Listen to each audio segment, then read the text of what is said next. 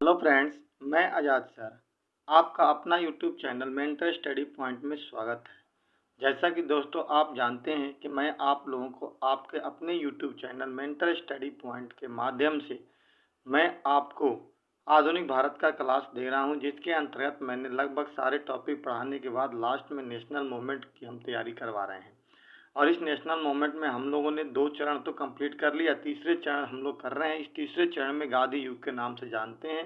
और इस गांधी युग में हमने एक वीडियो इस पे बना दिया है।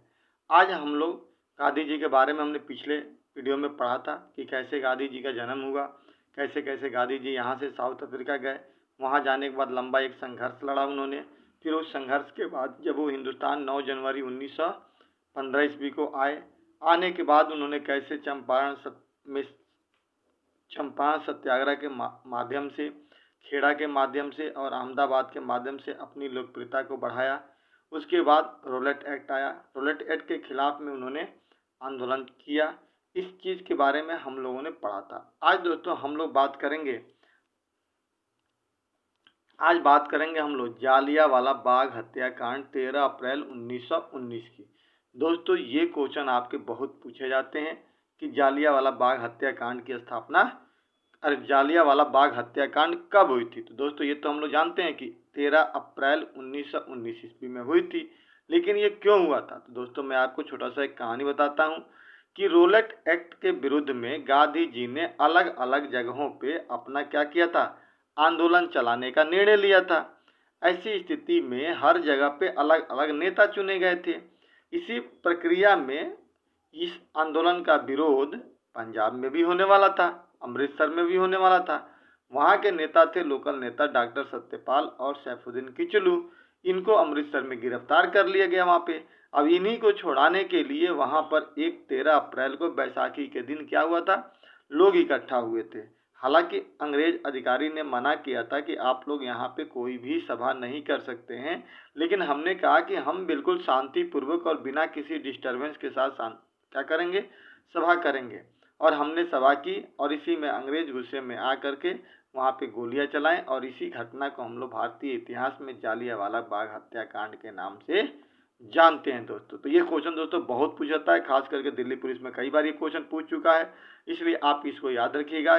सिंपल सा क्वेश्चन कि जालियांवाला बाग हत्याकांड कब हुआ था, 13 अप्रैल 1919 में, क्यों हुआ था, डॉक्टर सत्यपाल और सैफुद्दीन को गिरफ्तारी के विरोध में।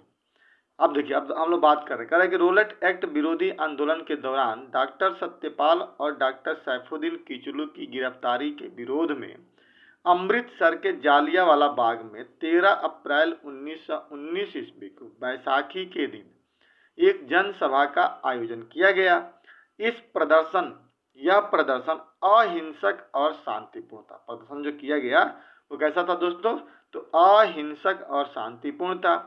जनरल डायर ने इस निहत्थे भीड़ पर तब तक गोलियां बरसाई जब तक कि पुलिस की गोलियां खत्म न हो गई। सरकारी रिपोर्ट के अनुसार 379 लोग मारे गए थे।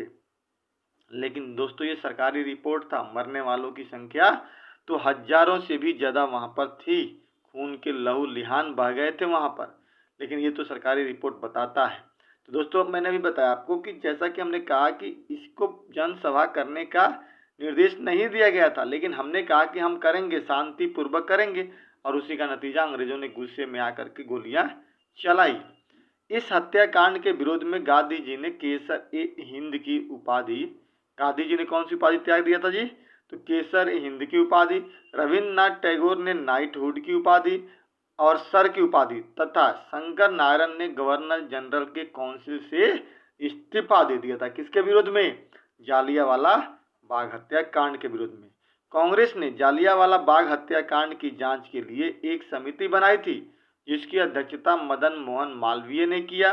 सरकार द्वारा इस हत्याकांड की जांच के लिए हंटर कमेटी का गठन किया गया, जिसमें 8 सदस्य थे। ठीक है दोस्तों, तो अब देखिए सवाल यहाँ पे 2 तरह के पूछे जाते हैं। एक पूछा जाता है कि कांग्रेस ने कौन सी कमेटी का गठन किया था। तो उस कांग्रेस ने जो कमेटी का गठन की थी उसका नाम था मदन मोहन मालवीय कमेटी, जिसने जांच करने के लिए इस पे काम किया था। अंग्रेजों द्वारा जो जांच करने के लिए हत्याकांड पे जो कमेटी गठित की गई थी उसका नाम था हंटर कमेटी। दोस्तों याद रखना, ये बहुत ही मार्केबल क्वेश्चन है जो अक्सर क्या होता है, लोग नहीं बताते हैं हंटर कमेटी के बारे में कि जालियांवाला बाग के लिए कौन सी कमेटी गठित हुई। हंटर कमेटी, जिसमें टोटल सदस्यों की संख्या कितनी थी, 8 थी। ठीक है दोस्तों, पंजाब का लेफ्टिनेंट जनरल ओ डायर की उधम सिंह ने, यही जनरल ओ डायर जो था जिसने जनरल डायर को आदेश दिया था और उसने गोलियां चलाई थी, इसकी हत्या उधम सिंह ने 1940 ईस्वी में लंदन में कर दी थी। इसे गिरफ्तार कर फांसी वहां पर दे दिया गया था। किसको दोस्तों, तो उधम सिंह को। आप देखिए दोस्तों, लक्ष्य कब का था, 1919 में घटना हुआ था और उसी दिन उस वक्त उधम सिंह की संख्या 10 या 12 साल की रही होगी, जिनके घर के सारे लोग इसमें शहीद हो गए थे।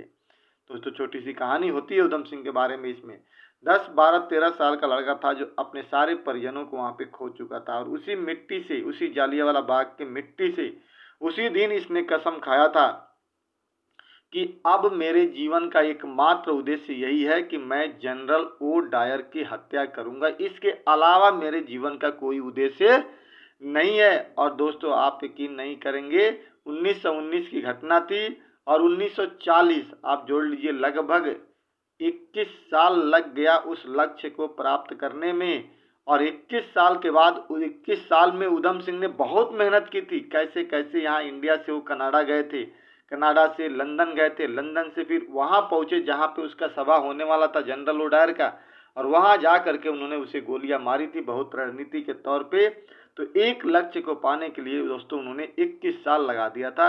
उसके बाद से जब उन्होंने गोली मार दी तो चाहते तो वहां से भाग कर निकल भी जाते, लेकिन उन्होंने भागा नहीं, वहीं पर उन्होंने अपने आप को सरेंडर दिया। और जब मुकदमा हुआ और उन्हें फांसी की सजा दी गई तो इनसे पूछा गया कि तुम्हारी कोई अंतिम ख्वाहिश है, तो इन्होंने कहा मेरी तो कोई अंतिम ख्वाहिश है ही नहीं, मेरा तो एक ही ख्वाहिश था कि मैं जनरल ओ डायर की हत्या करूं और वो मैं करने में सफल हो गया। तो अब मेरे जिंदगी का कोई उद्देश्य रहा नहीं और ना ही इस जिंदगी का कोई मतलब रहा, मुझे फांसी दे दो, मुझे कोई बात का दिक्कत नहीं है। ये बात उधम सिंह ने कही थी दोस्तों। कितने साल लगा दिया उन्होंने, 21 साल में उन्होंने अपने लक्ष्य को प्राप्त किया और मार दिया उसे जिसके लिए उसने कसम खाई थी। और दोस्तों हम लोग तो जब तैयारी करते हैं तो 1 साल में ही हार मान जाते हैं कि शायद अब हमसे ये कंपटीशन नहीं निकलेगा। हम 1 साल 2 साल तैयारी करते हैं, मैक्सिमम 3 साल तक जाते जाते हम अपनी जंग को हार चुके होते हैं और मान लेते हैं मन ही मन की शायद अब मेरी सफलता नहीं मिलेगी। अब शायद यहाँ से सीख ले सकते हैं कि 21 साल लग गए लक्ष्य को प्राप्त करने में, लेकिन एक दिन लक्ष्य तो प्राप्त हुआ ही हुआ। इसीलिए दोस्तों कहते हैं जहाँ कुछ भी समझ में ना आए चलना शुरू कर दो। पढ़ने के लिए आप बैठो और पढ़ना कि समझ में नहीं आए ना तो पढ़ना शुरू कर दो, ऑटोमेटिक एक दिन सफलता मिल जाती है। क्योंकि आदमी जब चलता है तो एक दिन मंजिल तक पहुंच ही जाता है, बस चलने की चाह होनी चाहिए इंसान के अंदर। ठीक है दोस्तों, तो चलिए आज हम लोग बात करते हैं। फिर अब अगला है खिलाफत आंदोलन। जालियांवाला बाग कंप्लीट हो गया। प्रथम विश्व युद्ध के बाद ब्रिटेन ने तुर्की के सुल्तान, जो मुसलमानों का प्रमुख माना जाता था, के प्रति कठोर रुख अपनाया। ब्रिटेन एवं तुर्की के बीच होने वाले सेब्रे की संधि के द्वारा तुर्की के सुल्तान के सभी अधिकार छीन लिए गए। तुर्की को विभाजित करके खलीफा को उसके पद से हटा दिया गया तथा तुर्की साम्राज्य के क्षेत्रों को तुर्की से छिन्न भिन्न मेडन प्रणाली के तहत इंग्लैंड और फ्रांस के बीच बांट दिया गया। दोस्तों कहने का मतलब ये है, सिंपल भाषा में इसे समझ लीजिए कि जब भारत में फर्स्ट वर्ल्ड वार की लड़ाई दुनिया में चल रही थी 1914 से लेकर 1918 तक, तो हिंदुस्तान के मुसलमानों ने अंग्रेजों को साथ दिया था। गांधी जी ने ये बात कही भी थी और इसलिए सोच करके साथ दिया था कि जिस दिन लंदन जीत जाएगा, यानी ब्रिटेन जीत जाएगा, तो तुर्की को आज़ाद कर देगा। क्योंकि तुर्की में उन्हीं इन सारे मुसलमान के गुरु बैठते थे जिनका नाम था धर्म कमाल पाशा, और वो स्वतंत्र हो जाएंगे। ये सोच करके भारत के मुसलमान भी क्या किए थे, इसमें समर्थन दिए थे। लेकिन ऐसा हुआ नहीं।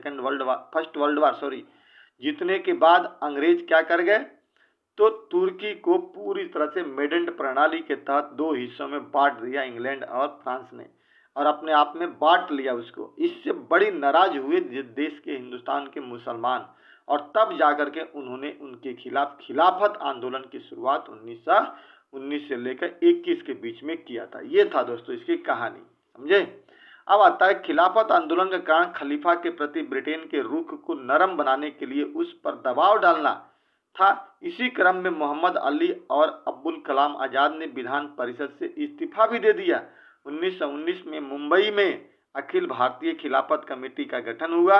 इसके सदस्य अब्दुल कलाम आज़ाद, अली बंधु दो नामों से हम प्रसिद्ध थे, मोहम्मद अली और शौकत अली तथा हकीम अजमल खान तथा हसरत मोहानी थे, जो अखिल भारतीय खिलाफत कमेटी के गठन में सदस्य थे। और फिर दोस्तों इसके बाद ये चलता रहा। यह आंदोलन दोस्तों 1919 से लेकर 1921 तक चला, खिलाफत आंदोलन। अब आपको दोस्तों समझ में आ गया होगा खिलाफत आंदोलन क्या था। इसके बाद खिलाफत आंदोलन हो गया, पूरे देश में तहलका मच गई। तब जाकर गांधी जी ने असहयोग आंदोलन शुरुआत करने का निर्णय लिया। अब दोस्तों बात करते हैं हम लोग असहयोग आंदोलन 1920 से लेकर 22 तक चला था। ये दोस्तों आप लोग अच्छी तरह जानते ही हैं कि ये कितना इंपॉर्टेंट टॉपिक होता है। गांधी जी का पहला ये आंदोलन था जो नेशनल लेवल पे भारत में आंदोलन वो चला रहे थे। इससे पहले उन्होंने 3 आंदोलन चलाया था। एक आंदोलन का नाम था चंपारण सत्याग्रह, खेड़ा आंदोलन और अहमदाबाद आंदोलन। ये तीनों में गांधी जी को सफलताएं मिल चुकी थी। अब उनको भारतीय ने एक नेशनल लेवल पर आंदोलन करना था और उसी का नाम था असहयोग आंदोलन, यानी हम आपका सहयोग नहीं करेंगे। दोस्तों कह रहे हैं कि प्रथम विश्व युद्ध की समाप्ति के बाद भारत के कुछ महत्वपूर्ण घटनाएं हुई भारत में, जिनसे गांधी जी को बहुत खेद हुआ। अब क्या महत्वपूर्ण घटनाएं हुई आप भी जानते हैं। एक तरफ जालियांवाला बाग हत्याकांड हुआ, दूसरा खिलाफत आंदोलन की बात हुई, तीसरा जो हंटर कमेटी का रिपोर्ट आया वो भी गलत आ गया, साम्राज्यवादी दृष्टिकोण इनका था। इससे गांधी जी बड़ी नाराज हो गए इन 4-5 कारणों की वजह से, और इन्हीं चीजों को उन्होंने एक बेस बना करके अपना मुद्दा बना करके असहयोग आंदोलन की शुरुआत की।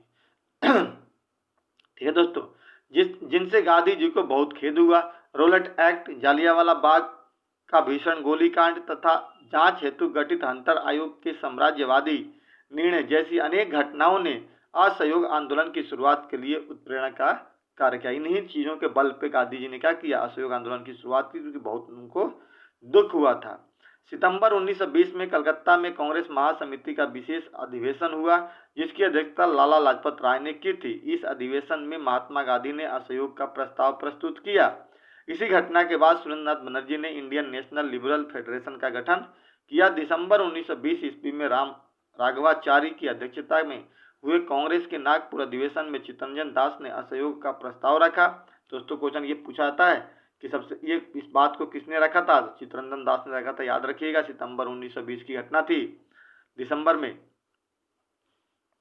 ठीक है दोस्तों, असहयोग प्रस्ताव रखा जिसे अली बंधु और मोतीलाल नेहरू ने समर्थन से अनुमोदित कर दिया। इसी अवसर पर महात्मा गांधी ने घोषणा की कि 1 वर्ष में स्वराज की प्राप्ति हो जाएगी और पूरा हिंदुस्तान असहयोग का साथ दे दिया। तो असहयोग आंदोलन के कार्यक्रम में निम्नलिखित तत्व शामिल थे। एक प्रक्रिया थी जो चला रहे थे गांधी जी, सरकारी उपाधि को आपको त्यागना पड़ेगा। उन्होंने कहा था कि जो भी व्यक्ति असहयोग आंदोलन में शामिल होगा वो क्या क्या करेगा, इन चीज़ों का बहिष्कार करेगा, यानी उपाधियों का बहिष्कार करेगा, सरकारी कार्यक्रम संस्थाओं का बहिष्कार करेगा, सरकारी विद्यालयों न्यायालयों का बहिष्कार करेगा, विदेशी वस्तुओं का पूर्ण बहिष्कार, विशेषकर वस्त्र का, और विदेशी कंपनियों के अधीन देश के बाहर नौकरी करने से इनकार करना। ये गांधी जी ने कहा था कि इतना आपको काम करना पड़ेगा, अगर हमने इतना काम किया तो निश्चित तौर पर हमें सफलता मिल सकती है। लेकिन लोगों ने कहा कि अगर हम ये काम करते हैं, त्याग करते हैं, तो हमें क्या प्राप्ति होगी, तो हमने भी कुछ करना शुरू कर दिया। तो इसको हम लोग सकारात्मक कार्यक्रम कहते हैं। राष्ट्रीय शिक्षण संस्थाओं की स्थापना हुई। हमने कहा कि अगर हम सरकारी स्कूलों में पढ़ाना छोड़ देंगे तो हम अपने बच्चे को अपने घर में पढ़ाना शुरू करेंगे, अपना स्कूल खोलेंगे।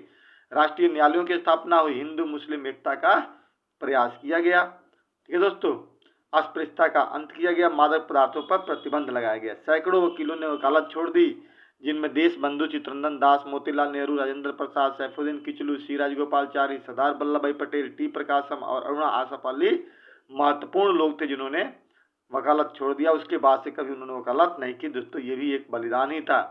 असहयोग आंदोलन प्रारंभ करने से पूर्व महात्मा गांधी ने केसर हिंद की उपाधि त्याग दी। जमनालाल बजाज ने भी राय बहादुर की पदवी त्याग दी। अनेक छात्रों ने विद्यालयों का तथा अनेक वकीलों ने न्यायालयों का बहिष्कार किया। 1 अगस्त 1920 को असहयोग आंदोलन प्रारंभ किया गया, जिसमें अनेक मुस्लिम राष्ट्रवादी नेताओं ने भी गांधी और कांग्रेस का साथ दिया। लेकिन दुर्भाग्य की बात थी दोस्तों, इसी दिन 1 अगस्त को ही बाल गंगाधर तिलक की मृत्यु हो गई। महात्मा गांधी ने इस घटना को अत्यंत दुखद बताया तथा तिलक की याद में तिलक स्वराज फंड की स्थापना की, जिसमें 6 महीने में ही 1 करोड़ रुपए इकट्ठा होगा। दोस्तों ये थी लोकप्रियता तिलक की। देखिए यहाँ पे कहानी ये था कि जब 1 अगस्त को उन्होंने छोड़ा, आंदोलन की डेट रख दी और स्टार्ट करना था, ठीक उसी दिन तिलक की मृत्यु हो गई।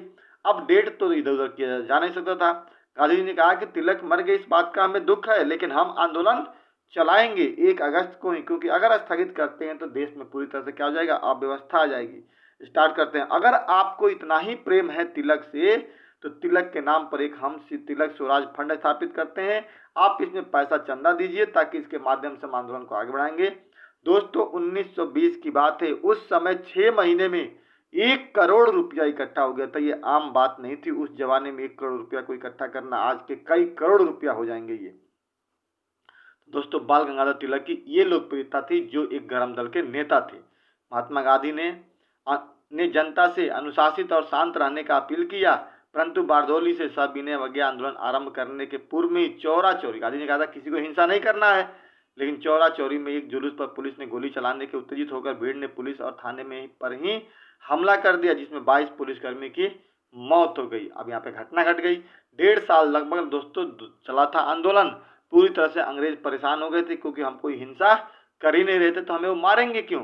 लेकिन चौरा चौरी की घटना ने हिंसा कर दिया, और अंग्रेज इसी चीज की तलाश में थे, और वो जानते थे कि जिस दिन अगर हम कुछ भी कर देते हैं, अगर मतलब अंग्रेज भारतीय करेंगे, तो हमें उन्हें पीटने में आसानी मिल जाएगी, क्योंकि हमें एक बहाना मिल जाएगा, और इसके माध्यम से हम क्या करेंगे, चीज़ों को समाप्त कर देंगे। और वही हुआ। 5 फरवरी 1922 ईस्वी को चौरा चौरी कांड हुआ, और वहाँ अंग्रेजों को मौका मिल गया। उन्हें पूरी तरह से आंदोलन को कुचलने का प्रयास किया। गांधी जी नाराज हो गए, और तब जाकर के उन्होंने 12 फरवरी 1922 ईस्वी को आंदोलन को वापस ले लिया। पहले तो स्थगित कर दिया, फिर वापस ले लिया।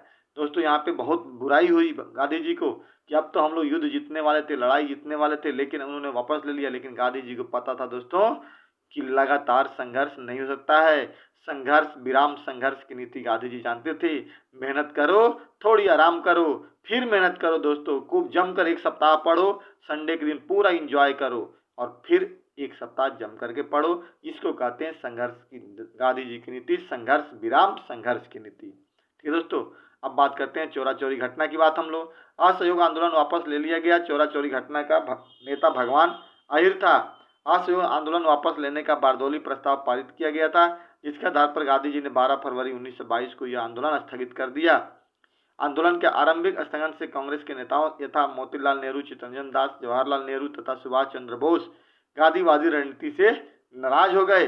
10 मार्च 1922 को गांधी जी को गिरफ्तार कर अहमदाबाद के सेशन जज ब्रूमफील्ड की अदालत में मुकदमा चलाकर 6 वर्ष की सजा दी गई, परंतु 5 फरवरी 1924 को उन्हें अस्वस्थता के कारण उन्हें रिहा कर दिया गया। 2 साल के बाद ही रिहा कर दिया, और यहाँ से गांधी जी निकले, सीधा गांव की तरफ चले गए, और कहा कि अभी मुझे गांव में लोगों की से मिलना है और बातें करनी है। और यहीं पर मोतीलाल नेहरू, चित्तरंजन दास, ये लोग जो थे गांधी जी से नाराज हुए थे इनकी रणनीति से। तब जाकर के आगे हम लोग वीडियो में पढ़ेंगे कि यहीं पे मोतीलाल नेहरू और चित्तरंजन दास ने मिल करके क्या किया, एक नया पार्टी की स्थापना की, जिसे हम स्वराज पार्टी के नाम से दोस्तों जानते हैं। अगले वीडियो में हम लोग स्वराज से आगे करने का प्रयास करते हैं। दोस्तों जो भी व्यक्ति नए चैनल से जुड़े हों, प्लीज़ चैनल को सब्सक्राइब कर दीजिए, और चैनल को ज़्यादा से ज़्यादा शेयर करने का प्रयास कीजिए। इसी के साथ ही हम वीडियो को एंड करते हैं। दोस्तों जय हिंद।